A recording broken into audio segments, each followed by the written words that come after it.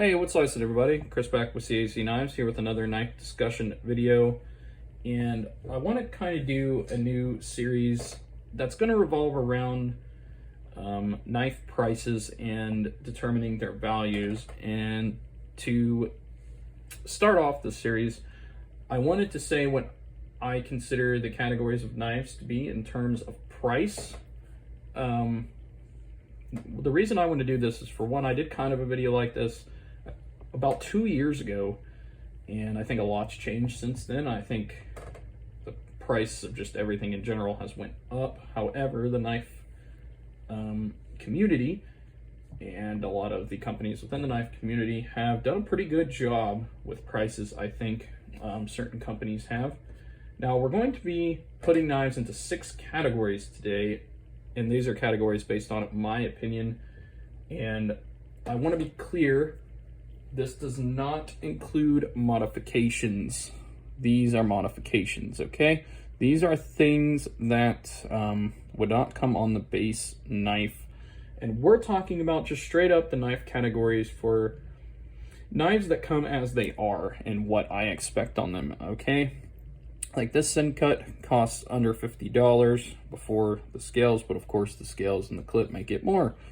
This CRKT Tuna, again, same thing, under $50, but with the custom flamed high scale on there, it costs more. So we're not going to be looking at those knives in particular today. We're looking just at kind of base models and what I expect to find on them for those price ranges. And hopefully this gives anyone new, especially, the idea of what they should find on knives at this price range. Tier 1 is what I want to call be careful, okay? And this is anything priced from $5 to $20. It is the lowest tier, and when I say be careful, this is the be careful, okay? This is, if you collect this stuff, I mean, that's great. You've probably got a lot of collection of, you probably got a huge collection of knives if you buy them often, because they are very cheap. They are under 15 bucks, and unfortunately they're the lowest quality stuff out there. If you see stamps like this, USA design, handcrafted in China, watch out. That is a surefire sign. Now, not to say that there isn't any knives under $20 that can be good. This is a Rough Rider that released probably 3 years ago, and this knife is awesome. It's on bearings, actually. It was $13 when I got it. It was D2 steel, actually, I believe, and two-tone as well to help with the rust, and it hasn't rusted. And as you can see on the blade, it's got pretty extensive use. I carry this thing at work all the time. Stainless liners, of course, for $13, but this just goes to show you can get decent knives sometimes under 13, as well as things like this at Walmart. You know, these little utility packs, I buy them quite often because these things are $3 a piece, and let me tell you, they work pretty well. So I don't want to say you can't find good working knives for hard, some hard use. I'm not going to say they're going to stay sharp long. Of course, utility blades, you can put whatever kind of blade you want in on that, but generally utility blades last a decently long time. The 3-pack of this lasted me a whole year, and they're still sharp, but still break down boxes quite well. So not to say you can't find knives in that category, just be really careful when we're talking under $20, okay? The next category is what I consider budget. These are knives that are $20 to $60, and what I expect to find here is a overall good built knife that should last me at least a decent amount of time before I have to sharpen it. Will it require more maintenance depending on the blade steel? More than likely. Will I have to sharpen it more often or change the utility blade? More than likely. The examples I gave here are the QSP Penguin. These things come in between $30 to $50 depending on which budget you get. This one was in D2 steel, which I completely expect at this price range. This is a Gen 77 knife. These are custom build kits on Amazon. Again, in D2, I expect that, okay? And then here we got a Olight O-Knife. This is their utility folder that they made. This thing's about 25 bucks on Amazon, actually. This is probably my most recommended knife that you can get for under 30, and this thing is great. And since it's a utility knife, you know, it's insanely lightweight. You can change that blade out, just buy a pack of blades, change them out, never gotta sharpen them, and you have a pretty strong locking mechanism as well with the Axis style lock there. But yeah, these are great options, and these are what you should expect. You know, you're gonna have D2, you're gonna have FRN, G10 scales, you're gonna have 14C28 end blade steel sometimes on the higher priced ones. 9CR18 MOV is what a lot of the Sencuts have. Steels like that. I'm trying to think of some other ones off the top of my head. 440C, 440A is kind of junk, just so you're aware. If you get 440A, it's not the best. 440C is definitely more of an upgrade, but steels like that is what I expect. You know, they're budget knives. I don't judge them as harshly, but these are definitely 3 examples of pretty good ones in this price range. Then we have tier 3, which in my opinion is the mid-tier. And at mid-tier, I expect one of 2 things. Either something flashy to be on it, like decent Damascus, or I expect better blade steel at the very least. Now this knife here is the complete upper end. This knife is exactly $120, and this is how it came. It has S35VN blade steel, which is a better steel for sure, probably higher end of mid-tier, but this knife is higher end of mid-tier, of course. And then it has camo carbon scales, and camo carbon scales alone you can get custom made for knives for about $100 to $130 by various people, various companies. So I definitely say that this is probably the upper tier of this range, where this is pretty typical. A lot of Civivi knives are found in this range.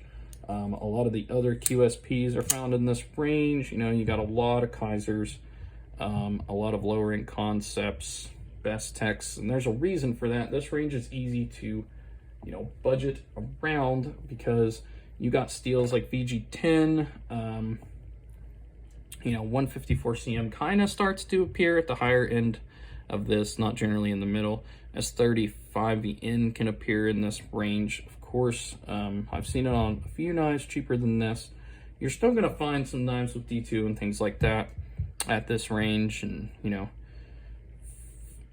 other blade steels that are kind of mid-tier, but generally speaking, if it has something like D2 on it at this range, and it's not made in the United States or made in a country like Italy or something like that, if it's coming from Asia, so more specifically if it's coming from China, and it has something like D2 on it, I expect something flashy to be on it as well. So you should too. Do not get chimped out by that. I am going to do a video specifically again on what determines a knife's value. But again, in this video, I'm just trying to put the knives into categories so we can understand that, you know, what I expect from knives in certain ranges. So then after tier 3, we're going to go for $100 range here, 120 to 220. Now that sounds like a big gap, but once we're passing that 120 mark, for me personally, I'm thinking, okay, I'm spending over $120 on a pocket knife. I better be getting something worth my money, right? You know, once I'm spending more than a Benjamin on a knife, it better be good. And if it's not good, I'm going to probably be upset because, you know, in a day and age, there's so many things to buy. And in the knife world, there's so many knives to buy that at this price range, I'm expecting some pretty nice stuff from things that are made overseas, especially. And a lot of the knife world is delivering for sure. The examples on the table that I have here are a Finch. Finch is a great company. They release a new knife about every 2 months, sometimes every month.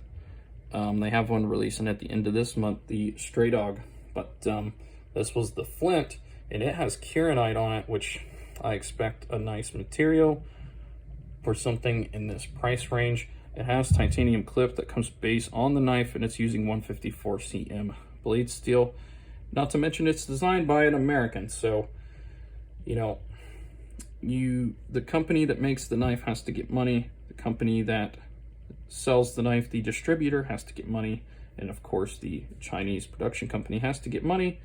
And when you're taking all that into account, you know, I would say this is acceptable at this price range. This is the lower end, of course. These cost about $145. We should actually put these probably in order of what they cost. The Kaiser Pfeilweed in Z-Wear, which is definitely a more premium steel, along with the this kind of melted gold camo carbon that it has on it. Great knife.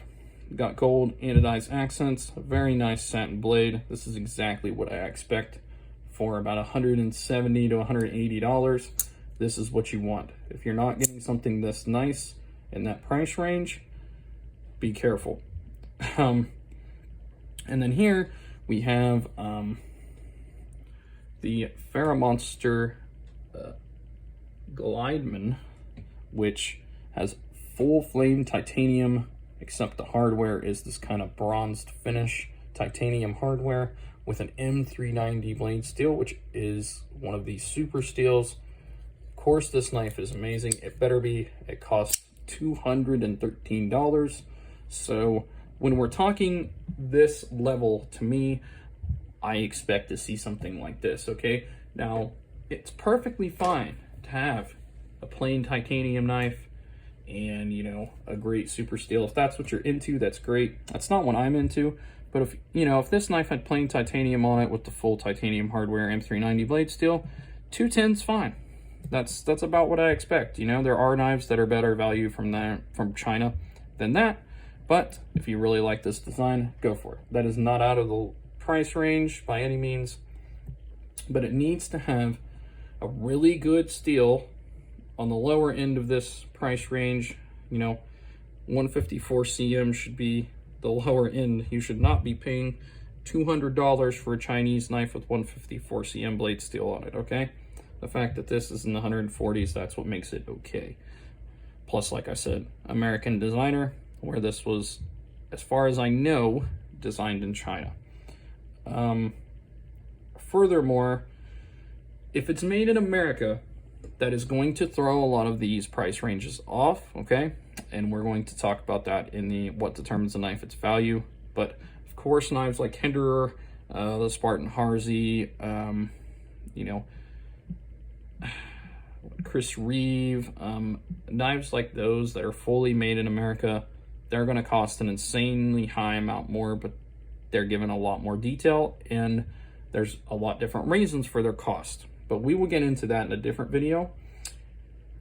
There's one more category that I'd like to summarize with just knives in general, and that is the collector tier. This was the premium tier. This is knives that should last you your whole life if you wanted them to, and you never wanted to buy another knife. These should do it, okay? If you're buying a premium knife and you're not a collector, you should be able to buy one knife within $120 to $220, and it should last you your whole life, and maybe even your kids, okay? The next tier, though, is for collectors, and the reason that I say that $220 and above is a collector tier of knife is because you can pretty much get everything that you want that is functionally plausible for $220 or less. You can get the best blade steels, the best handle scales, etc. for honestly under $200, but I use $220 just to include some more knives that I know are out there that are in my head. For $220 or less, you can pretty much get any combination of steels and handle scales that are going to suit your needs. Once we start going above that, we are getting knives that are intentionally made for flashiness, okay? And what I mean by that is I brought some examples here. Now, camo carbon was on some of the other knives, of course, but here we also added Damascus pivot rings to both sides of this knife, and the cheapest I've seen this knife go for recently is about $250 online. So this is the lower end of this But adding those Timascus pivot rings, if it didn't have those, and of course has a DLC blade as well, which DLC blades actually do add functionality, but you can get DLC blades for $220 or less. Let's just be clear about that. But this adds that touch of the Timascus pivot rings mixed with the camo carbon. This knife could have had the camo carbon, titanium, and no Timascus pivot rings, and I have no doubt it probably would have cost $220 or less. Those Timascus rings probably made it above and beyond, which is why they priced it the way that they did. Now this is way over the price range of $220, but this is definitely up in the collector tier. You know, you're getting Damasteel, you're getting Zircuti, which is zirconium and titanium mixed together. You're getting just straight zirconium bank spacer, pivot rings. You know, you're getting the full titanium front, and of course the Damasteel blade. Knives like this, they're not made to give you a better knife. They're made to give you a flashier knife, essentially. They are using expensive premium materials. They're using my favorite material, actually, this knife is, which is Zircuti, mixed with Damasteel. That's my favorite knife combination that exists. But there is no functional value that this adds, like, beyond, you know, just looking nice. You could get this right here for $213, and these knives will perform very similarly, and they will both last you your whole life. However, this knife is clearly not as flashy as this one, right? And it doesn't have as expensive as materials as that one. But this is kind of how I categorize my knives. So when I'm purchasing a knife, a base model knife, like this is how it came from the factory for over $220, this is what I look for, okay? I better see some Timascus, I better see some stuff like that, or I'm probably not going to get it. Now, there are a lot of companies that I do appreciate and I do respect, like EMP EDC, Arcane Design, Devo Knives, etc., that they do pass the $220 price point, and they pass it quite often. And the reason that is they're having a similar issue like Finch does, except most of those companies are using super steels, which they can do that if they want to. I personally kind of disagree with them on doing that, because what's happening is they're using steels like 20CV and M390, which is keeping that cost very high, where Finch uses 154CM, and, you know, they're able to keep their price down. So I know a decent amount of people like super steels. I think a lot of people would be okay with all of them using things like 154CM and still giving us the nice full titanium knife for a lot cheaper of a price. But that is definitely a topic for a different video that we will also go over. But yeah, let me know what you guys think. Did I hit the categories about right in your head? Do you think I should have added a 6th category for maybe, like, you know, over $500? Obviously, custom knives are a category amongst themselves. I don't know if I'll ever get into that kind of territory, just because custom knives are ridiculously expensive for good reason. They're made by hand, but yeah, they're very expensive. And considering a Lynch pocket clip, which is made in the United States, is over $30 just for the clip, it's going to be hard time for me to try to get a full custom knife that I would want anyways, because I don't like basic stuff, of course. But yeah, they would be their own category if I had any, but I do not. So this is my list, and those are my price ranges. Let me know what you guys think down in the comments. We will continue similar discussion in other videos, and I will see you guys in the next one.